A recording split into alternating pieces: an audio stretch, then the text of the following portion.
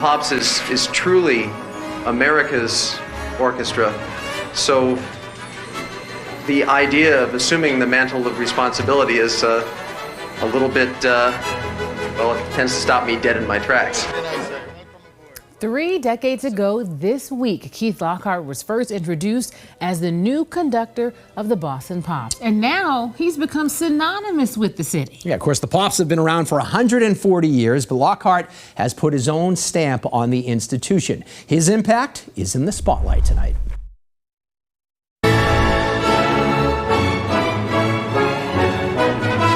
If I had one word for my 35-year-old self, I'd say relax. 30 years ago, Maestro Keith Lockhart took the baton at the Boston Pops. He had some very serious shoes to fill with Arthur Fiedler and then John Williams, and he did so beautifully, gracefully.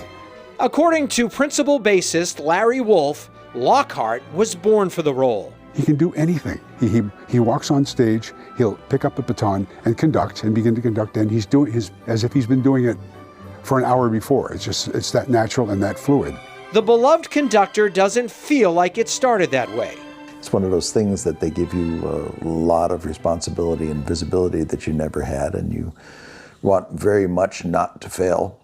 And I remember the first 5 to 10 years I was here as being hard.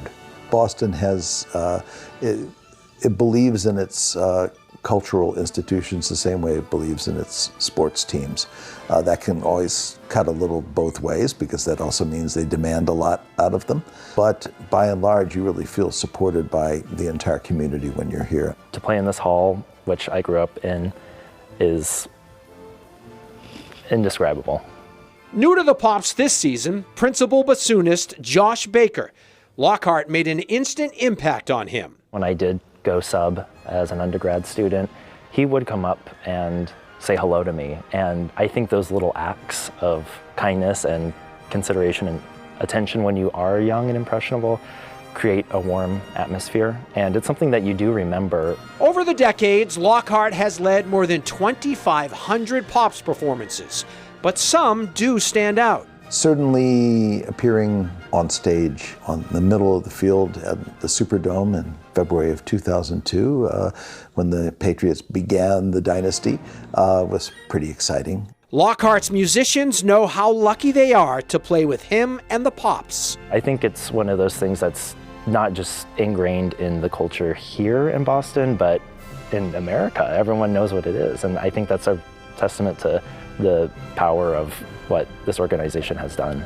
I'll remember him always for the professionalism, the honesty, the clarity. Just can't say enough about him. So what does the future hold? I would say what's next for me after 30 years in this job, in the short term, is 31 years in this job. And obviously I won't be here forever, but in the time I am here, I'm going to try to continue to push the ball forward and try to do what I think the Pops does best, which is connect people to great music and connect people to each other. They're so good and he's so good. Lockhart's 30th anniversary season kicks off on Thursday night at Symphony Hall. The Tanglewood season starts June 20th with Top Gun Maverick in concert. That's going to be amazing. If you've never, I haven't been here yet, but if you've never had the opportunity to see the orchestra play the score of the movie, it's incredible. It's incredible. And I have to say, Elise and I, we always narrate at the Holiday Pops every year, and we spend some time with Keith.